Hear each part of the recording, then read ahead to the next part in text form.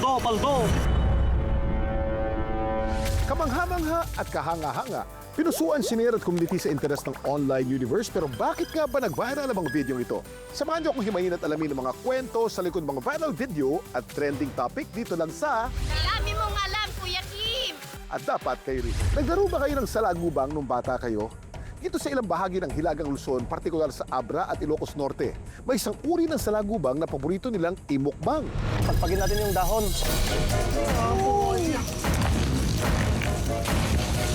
Hindi ko alam na nakakain pala. Natikman ko, ay, masarap pala. Paldo! Nagulat ang isang lalaki nang may narinig siyang siyak o tweet ng mga ibon. 4 na buhay. Natagpuan sa loob ng isang aircon condenser unit. Dito po sa Argon na to, dito ko po narinig yung iyak ng inakain na ipon. Dalawang unggoy bumisita sa mga bahay para makikain. Ang isa raw ay maamo, ang isa naman madalas nang gugulo. Ang asukal sa bahay na to, bigla na lang daw nawala. At ang tinuturong may pakana, ang bisitang tila ayaw nang umalis sa kanilang lugar. Hindi raw ito tao at hindi rin ordinaryong alagang hayop. Ang mga bisitang nagiging perwisyo, mga unggoy na ito. Ayun, nagnanakaw kaya nagagalit yung mga tao. Yung unggoy na yan matagal na dito, pabalik-balik. Saan kaya sila nagbula at bakit pabalik-balik sila sa lugar na ito?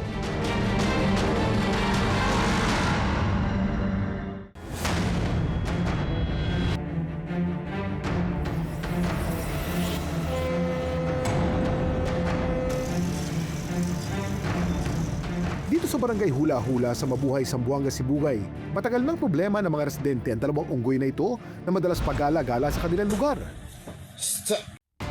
Ang isa pa nga binisitang housewife na si Jenaline. Galing akong grocery, tapos pag uwi ko, nandito na siya sa loob ng bahay. Sa tingin ko, gutom lang naman talaga siya.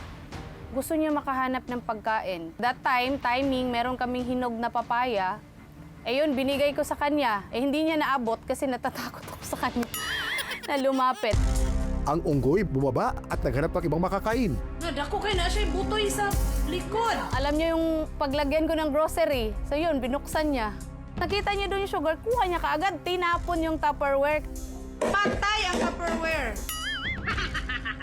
Tapos, kinarga na niya doon sa taas yung asukal. Tapos, kinain niya talaga. Nawa na! May mga unggoy na shy type at umiiwas sa tao, habang ang iba naman ay mas curious at mahilig mag-explore.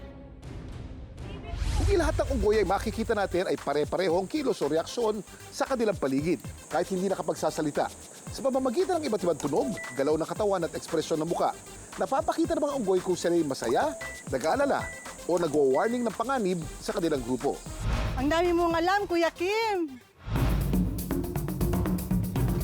Pinuntahan ng team kasama sina Jenaline ang sinasabing bakawan o mangrove, kung saan madalas makita ang mga unggoy. Pero wala kami naabutan na unggoy. Pinuntahan ng team kasama sina Jenaline ang sinasabing bakawan o mangrove, kung saan madalas makita ang mga unggoy.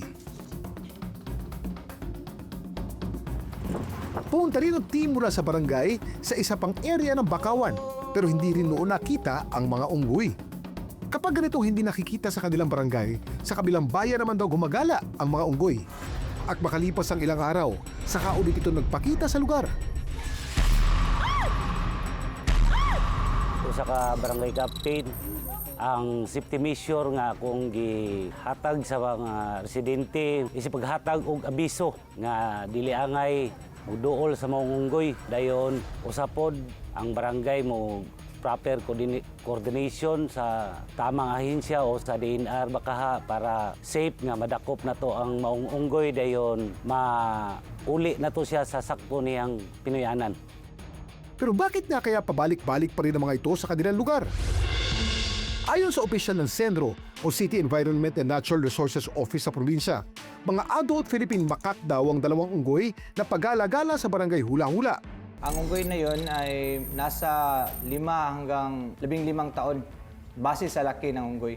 Ang Olotanga Islands ay napapalibutan ng mangrove ecosystem. Ayon sa eksperto, hindi naman talaga layunin ng mga unggoy na manggulo.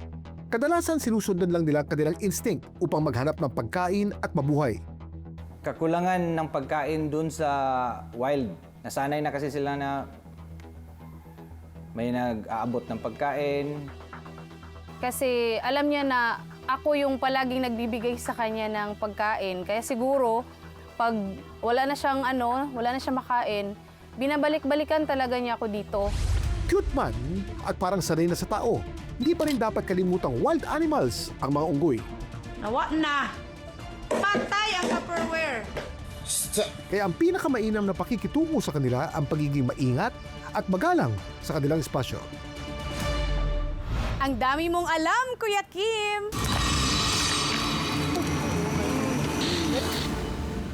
May mga itim na nilalang sa ilalim ng lupa na ngayon naglalabasan. Mula rito sa ilalim ng balete tree. Ano yan? Nasa ilalim na sila ng lupa ng halos 3 taon kung saan ang tanging kinakain nila ugat ng halaman. Tuwing sasapit ng Hunyo,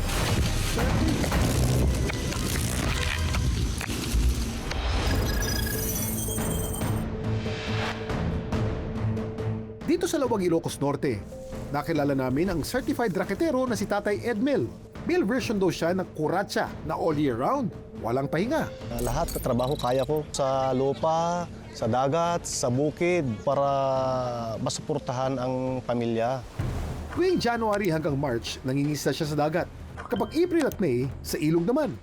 Nagfa-farm din siya ng kamoting kahoy tuwing July at August. Habang mga gulay naman ang pananim tuwing per months. Pero teka, kulang yata ng 1 buwan ang yearly schedule ni Edmel. Ang June. Sa buwang ito, naalanganin ang kita sa tubig at bukid. Sa kadiliman daw siya kumakapit. Sakto naman na tuwing Hunyo rin nabubuhay itong punteriya niya. Oh, ito po yung balete na papagpagin natin. Aakyatin natin. Lah, pagpag. Pero huwag matakot. Hindi naman zombie ang gigisingin niya. Andiyan itong rayo at pinot tayo! Kundi insekto na kung tawagin ay abal-abal. Mabilis mabenta, may presyo pa. Paldo nga kaya ang kitaan sa racket na yan? Paldo! Ang abal-abal o June beetle sa Ingles ay kilala sa Katagalugan bilang saragubang. Ang kadalasang kulay nito reddish brown o dark brown papunta sa kulay itim. Hunyo raw talagang mating at feeding season nila, kaya sa panahong ito lang natin sila makikita. At parang 1 linggong pag-ibig din ang peg nila. Ang tinatagal lang kasi nila sa mundong ibabaw, linggo lang.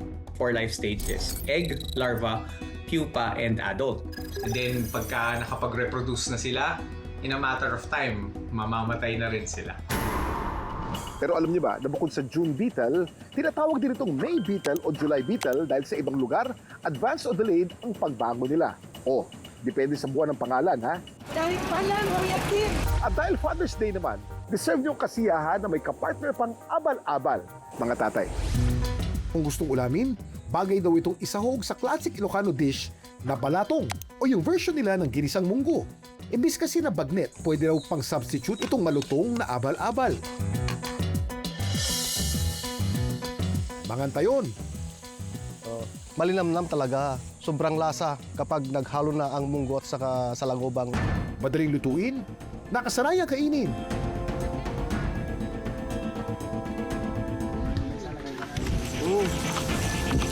Pero ang abal-abal, easy rin bang hulihin? Paldo ba rin? Sa Pilipinas, ang hudyat nalalabas ng abal-abal kapag bumuhos ng ulan sa buwan ng Hunyo. Nababasa at lumalambot kasi ang nanuyong lupa, kaya dumadali din ang pangingitlog at pag-ahon nila mula sa ilalim ng lupa. Ngayong araw nga ang ikahuling araw ng paghuli, kaya tara, sama tayo sa kanila. Huwag masyadong magsalita-salita pag may kumapit sa sa damit. Huwag pupulutin, huwag tatanggalin. Nang makarating sa puno ng balete, Okay. O, pagpagin natin yung dahon. kapag nahulog ng mga abal-abal, hudyat yun na buksan ang Silaw. Ang mga nocturnal insect tulad ng June beetle ay nakakapag-navigate sa liwanag ng buwan at mga bituin. Kaya kapag nagkakaroon ng artificial light tulad nitong ilaw na dala ni na Edmel, na-attract at nadidisorient ang mga abal-abal hanggang sa matrap na sila sa liwanag. Tulong-tulong sa pagpulot. Ang mga nahuling abal-abal ay binibenta ni Edmel sa Isabela, Cagayan, Baguio at kung minsan umaabot pa sa Amerika. Maraming nag-order sa akin para lang mapadalahan ang mga kamag-anak nila sa ibang bansa. 2 piso ang bentahan kada piraso. Akala nyo maliit pero sa 1 linggong racket na yan, kada taon, pumapalduro siya ng 10,000 piso. Malaking tulong sa pamilya ko ang kinikita ko sa Lagubang, pangdagdag sa gastusin. Nagtatago man sa dilim, hindi naman kayo matatakot sa biyayang hatid nitong once-a-year appearance ng mga abal-abal. Paldo! Lagi mong alam, Kuya Kim! 4 na buhay. Natagpuan sa loob ng isang aircon condenser unit. Hindi lang daw ugong ng makina ang maririnig sa air conditioner unit na ito, kundi pati huni ng mga ibon na tila bagong pisa pa lamang. Dito po sa aircon na to, dito ko po narinig yung iyak ng inakay na ipon. Dali-dali raw na kinuna ng video uploader na si Aris ang mga inakay. Ang mga susunod na mangyayari. Ikagugulat nyo.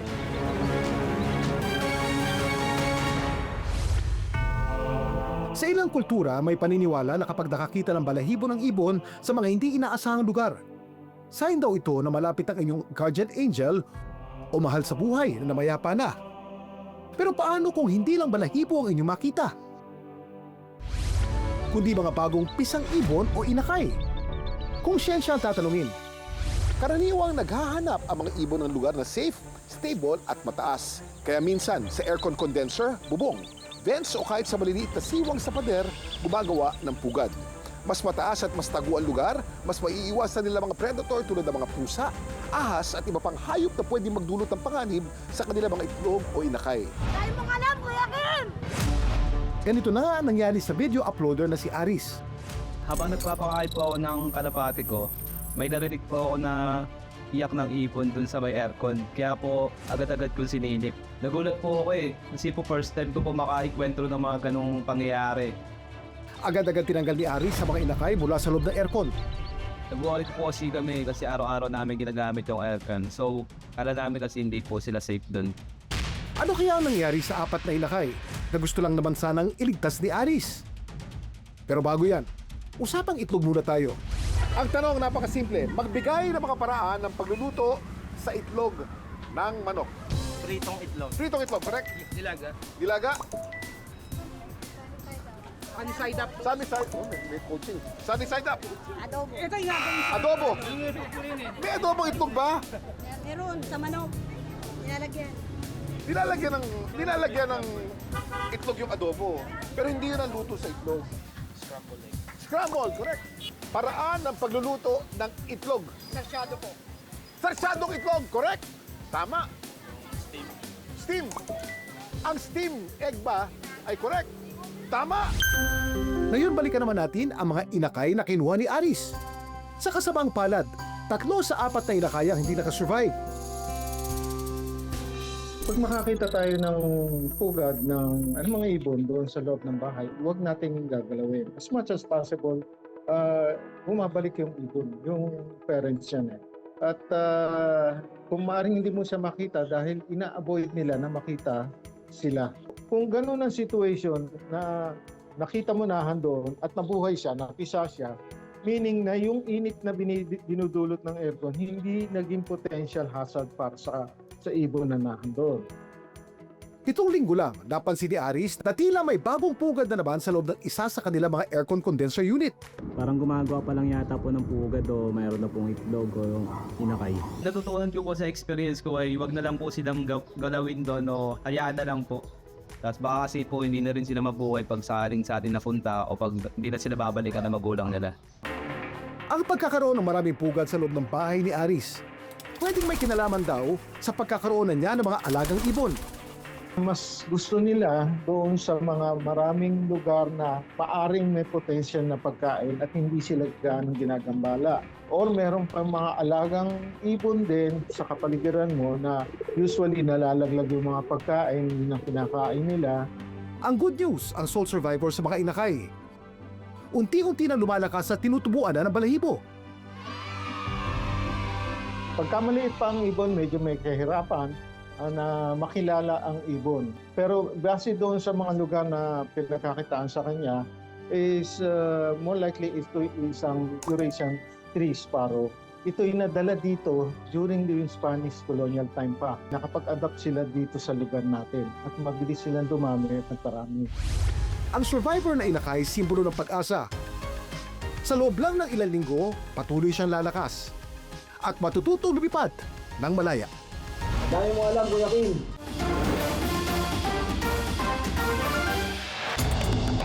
Ito naman ang isa sa mga rescued animals dito sa bahay ko. Meron tayong farm permit to keep exotic animals like itong bayawak. No? Pagamat itong bayawak ay napaka-common, malapit na rin maubos ito dahil ginagawang pagkain ng maraming tao. Masarap daw dahil lasang manok. Kung lasang manok, edi kumain na lang tayo ng manok. Iwanan natin itong mga bayawak. So medyo matagal na rin sa akin to at napakaamo dahil magmula bata ito talagang pinapakain na hand-fed na bayawak. Varanus kumingay o yellow-headed monitor galing sa Visayas. May mga kwento rin ba kayong viral worthy? Just follow our Facebook page, Dami Mong Alam Kuya Kim, at ishare nyo doon ang inyong video. Anong malay nyo? Next week, kayo naman ang isasalang at pag-uusapan. Hanggang sa muli, sama-sama nating alamin ang mga kwento at aral sa likod ng mga video nag-viral dito lang sa Dami niyong alam, Kuya Kim! At dapat kayo rin. Para sa mas mahabang kwentuhan at dagdag kaalaman, panoorin ang Dami Mong Alam Kuya Kim extended episode sa GMA Public Affairs YouTube channel.